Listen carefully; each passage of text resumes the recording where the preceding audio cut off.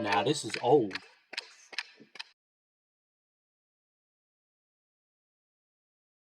Paul, the newest member of the band, how do you feel about the split then? If you've not really been with it for all that long, do you feel disappointed that you've not had maybe such a run as everybody else? No, not in the slightest. I'm pleased it's finishing. I've got something to do with Neil, and basically it's time to do it now. It's good that it's come to an end. I mean, we all want it to end. Nobody wants it to continue, especially me. Now, tell me about these drums then here. So you've got two separate drum kits here. What does one person do, and what does the other person do? What are both your jobs?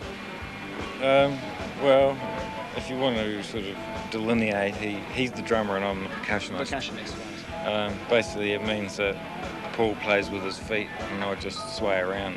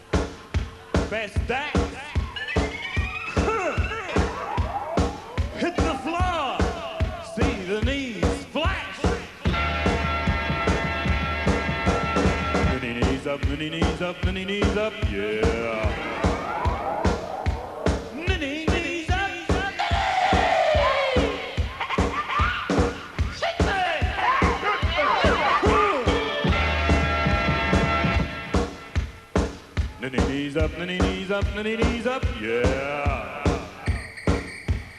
Knees up.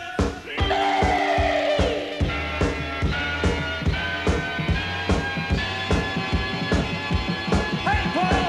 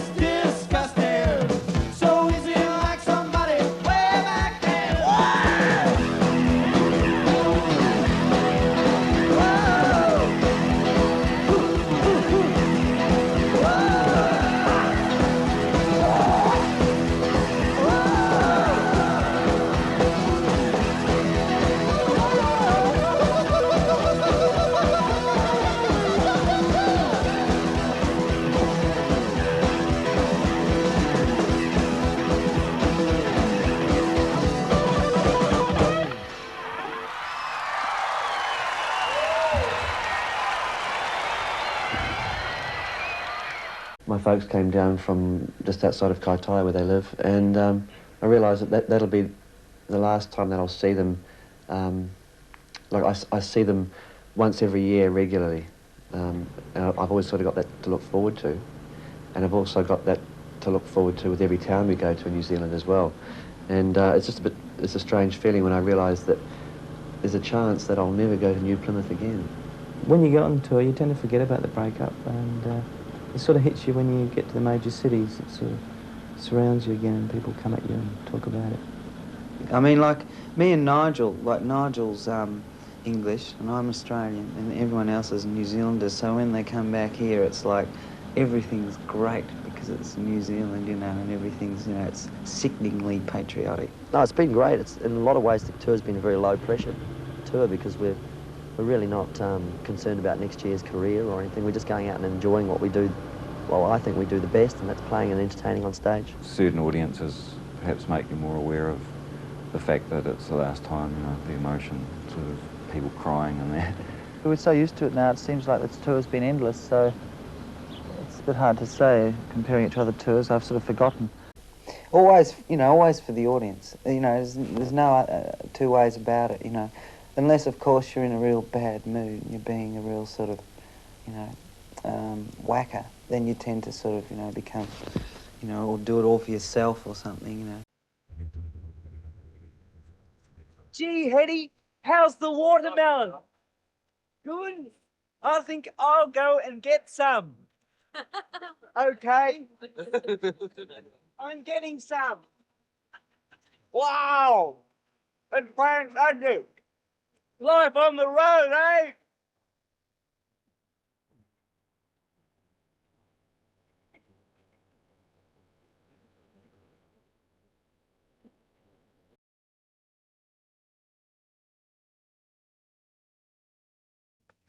Split Enz had quite a reputation worldwide. What are the main differences you find in kind of beginning again?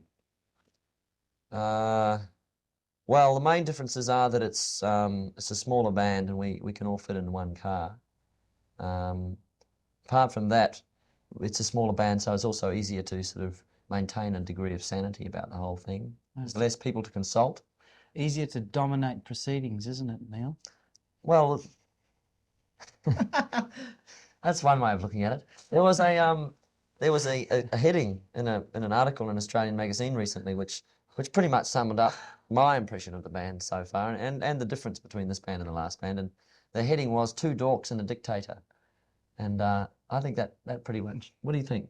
Well, I don't think I'm a dictator. What was the inspiration for writing the obviously personal "Don't Drink It's Over"? The obviously personal. I don't really want to talk about it. Giles, That's right. It is something that we did discuss earlier on. Jesus, Giles, it was going all right up to now. It's all right, Neil. Neil, you okay? You okay? Look, just Paul, you're masking me. get that off. You okay now? it's okay. It's okay. Don't worry about it. Look, we'll just ask another one. Quick. You answer it. Just ask me something. Look, you answer that one. Do you enjoy touring? I love it. I love it, actually. Then when I was 4 years old, my parents bought me this bicycle called... Ask me about the tour. called Rosebud. And no, we like touring, actually. We do a lot of it. We do a lot of... Wait, your mic. We do a lot of touring. Oh, no! Okay, come back now. That's fine. I just had to slap myself around a bit. Feeling good now. Feeling good. Feeling great. Ask me a question, Giles. Okay. Okay, ask me a question. We're right back on top of it. Hey, no worries. Here's one from last night. Do you start food fights every time you play, and doesn't this cause trouble at big arenas? We've never played a big arena. We The only time... We did at the Myer Music Bowl. But we didn't... Well, you'd know, Giles, in Melbourne. Yes. Melbourne, Australia. That's not a problem. In It's not a fact, problem. Paul ran out into the audience that night with a plate full of cut watermelon and dropped it into the front row. Like, you ran... I thought you'd seriously tripped. You saw that? I did see that. It was brilliant. It went all over this girl. We just developed this thing where we don't like to waste food, and we get a big backstage rider, you see. And we're not going to eat it. And it has a whole lot of fruit and cold cuts on it. And by the time we get to play the gig, it's been there some sound check, and it's starting to look a bit... It looks terrible. So we give it to the front. We give it to our audience. That's because we're really caring community kind of people. Yes, yes. We believe in spreading it round. But we do hate to see good food go to waste, basically, you know. So It's beautiful for them. Well, You're above Gelder, right? it's such a sincere guy. it's more of a cheap trick, actually. Have you found any difference between American and Australian crowds? American crowds are actually better, I think. I mean, Where are we? In America? Yeah, that's right. No, America. Hey, you're American. No, listen. No, if we may be serious here for a minute, American crowds yell during songs and hoop and holler during songs, and that's something that they don't do anywhere else. I think it's good. They do applaud guitar solos in Italy, though. During the middle of the song. That wasn't. No, that actually I found out about that. What is it? That wasn't because there was an electric current that they zap through the audience seat. Oh, in television. And when there's something happens, they want it to liven up. They go like that, and it's like the guy they're going prego, score. Yeah, is that right? Yeah. Oh, good. Okay, we sorted that one out. You didn't feel well. I didn't feel well, so I left rather quickly that day. I said, you know, I had a bit of a chat. Nick had gone somewhere, and I found Neil and Mark Hart, and I dragged them into this room, and it was very emotional and a big outpouring, a few tears, and it was like America's Cup sort of thing, but in reverse. And it was great. So I started to ring up. I rang up a friend and asked him if I could stay at his house in Los Angeles, and then booked a room at the Ramada at the airport, and I was sort of doing all this stuff. And we went on stage in about 10 minutes after that. So we didn't tell the crew, and we just did this gig that went for about 3 hours or so, 2.5 hours.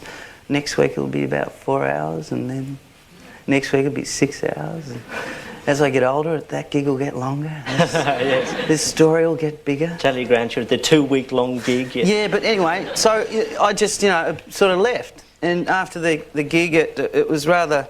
I took the tape and went. And here I am. Why? I just, you know, I've got a lot of things I want to do. Being in a band sort of takes you away all the time. You're always leaving places. You know, moving through and waving and signing things. And, you know, it's... The presidents do that, and they don't quit. No, but they do it for 6 or 7 months, and then that's it. You know, I mean, you know, when you're in that sort of perpetual motion, it's a bit of an illusion that you actually go to all these places and see all these things, because you don't actually get very much time to connect, and it's all one-way traffic. Everyone just tells you how great you are all the time, and you don't get to sort of get off that and sort of, you know, have something happen that's sort of real. But anyway, I just wanted to come home. You know, I got a great home. I love it where I am, and I just wanted to be there. And I'm going to have to be a father like you in a few months. I hope you're not going to be a father like me, Paul. Well, just stand up for a minute. Yeah. God, you're 6'6" as well. Yeah. Well, you know, being in a band, I mean, those of us who haven't been in one, which is most of us, don't understand what that relationship is like. Yeah. Can you explain it? I don't know what anyone else's bands are like, but, you know, ours is pretty much like psychotherapy, you know, with getting paid to do it all the time.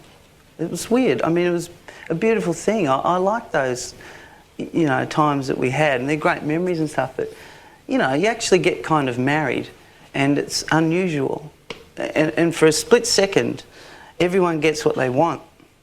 What was the split second? Well, you know, when things go your way and the band's on a roll, and it just seems like everyone's getting what they want. And then after some time that changes, and, you know, you struggle to get things sort of right all the time, or how they were, or how they could be. Or what does struggle mean? Is it a creative struggle, or is it an ego struggle? Everything. Yeah, I think everyone struggles along with all of it, you know, Farnsey, Barnsey and Wansey, the lot of them, you know. Everyone just does what they can, and all of a sudden, you know, your opinions are being seeked, and you're talking about all these sort of things and issues, and it seems a bit stupid, you know, sometimes, you know. So I don't know. Are you telling us that rock and roll stardom is not what it's cracked up to be? I think everyone knows that pretty much. No, you know. No, we don't know yes, that. We do. think you have the best life. You're on the road. But you do for quite a lot of it. Groupies, you're out of control. You know. But I gave up rock and roll so I could take up sex and drugs and rock and roll. Does that make sense?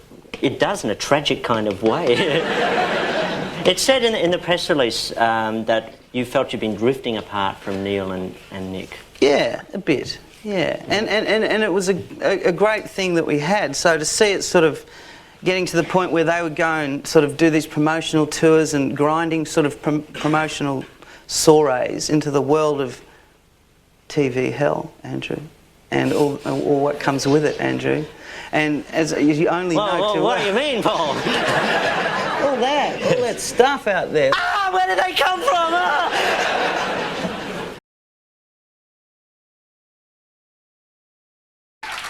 So you've finally got your own TV show, Paul. It's a good one. It's about time. I won that bet. Yeah. That's what the $10 was for, ladies and gentlemen. Neil said to me that if you ever get your own show, Hess, there's a tenner in it from me. That's right.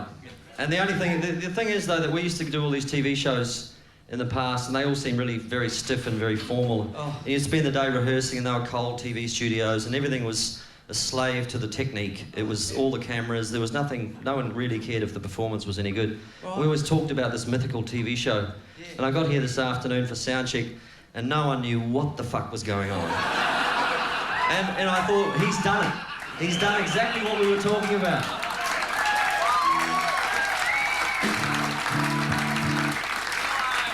And you know what Paul says? When anybody asks him what's going on, he said, it's all up here. Well, there's only one thing I can do at this point, and I suppose that's introduce Nick Seymour, ladies and gentlemen.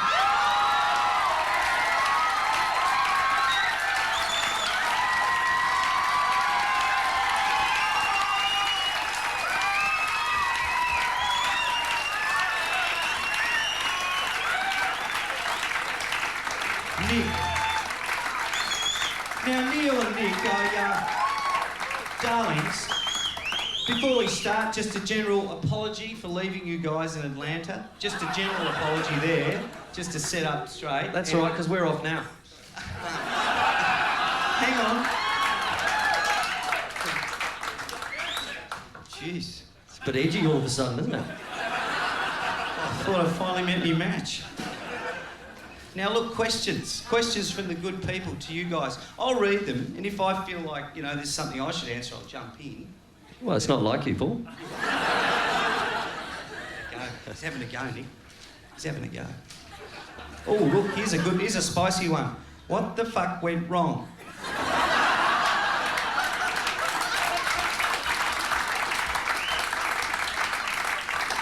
Well, whatever it was, it can't have been gone that wrong, because here we are. Yeah.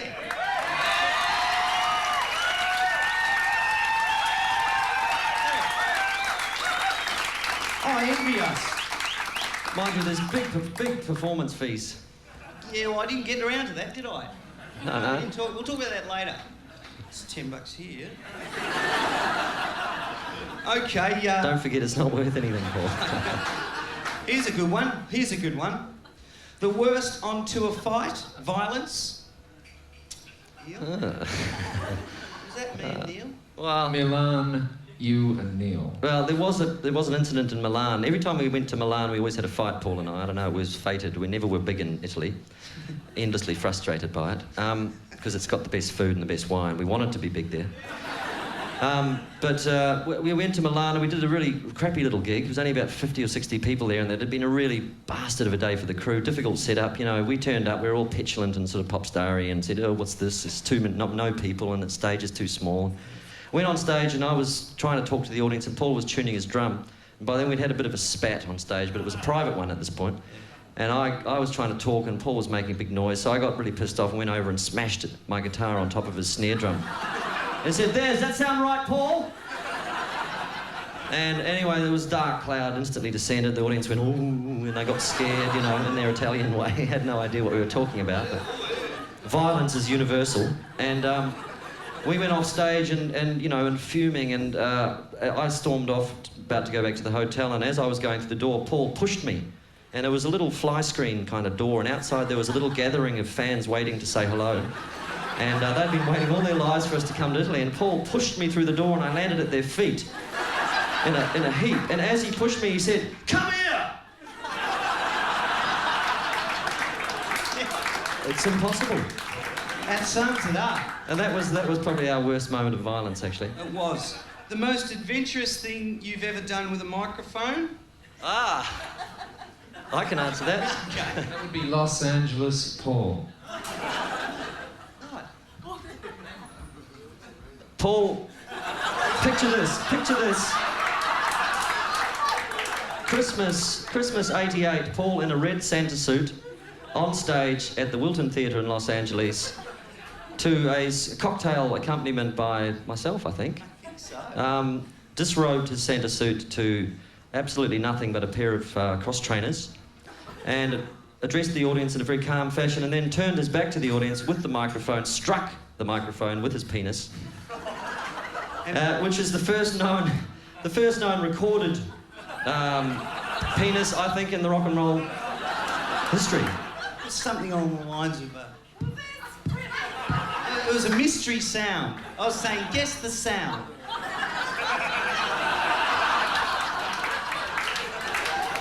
I was trying my hardest. The funny thing was that half the audience didn't even know he was naked. Fear does amazing things to the man's anatomy. I got a photo from a fan in a fan letter that had a picture of that with a toy magnifying glass sticky taped to the photo so I could see it. What's the capital of Tonga? Yeah. John? $4.80.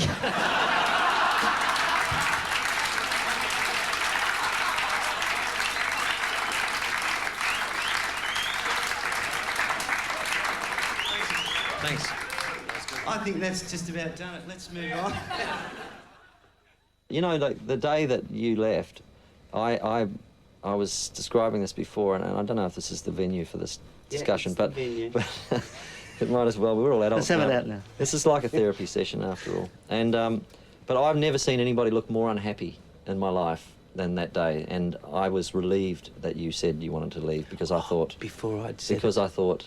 This is, I can't, you know, it's just not fair. I can't take this guy anymore. No, it was partly that, yes, but no, I was concerned. I wanted you to get some relief. It was like, so I think you did the right thing and, you know, fine. You were really elated, I remember that night. No, you were like, it was like you wanted to leave too, but you couldn't, but because I was leaving, it was like, oh, someone's leaving, great. Oh, I was just relieved something had happened because we were in this strange nebulous point in the tour where it was just this uneasiness and unspoken sort of frustration lurking under the surface for everybody, and I thought, oh, something's happened, thank God for that. You know? Well, I thought it was brilliant that you just went on and did the next night without me and just kept going.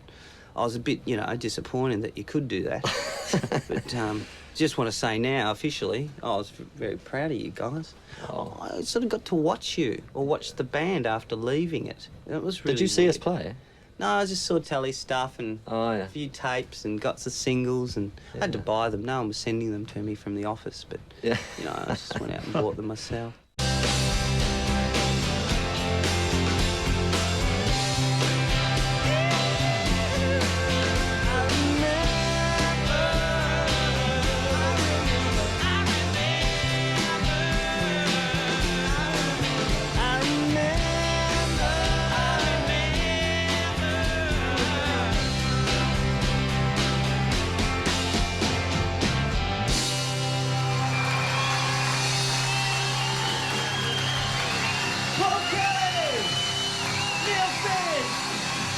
Seymour, John Clark, Raymond J, Barry Stopper, Kevin and George Alanis. Thanks for watching, thanks for coming. See you next week with lots more. Good night.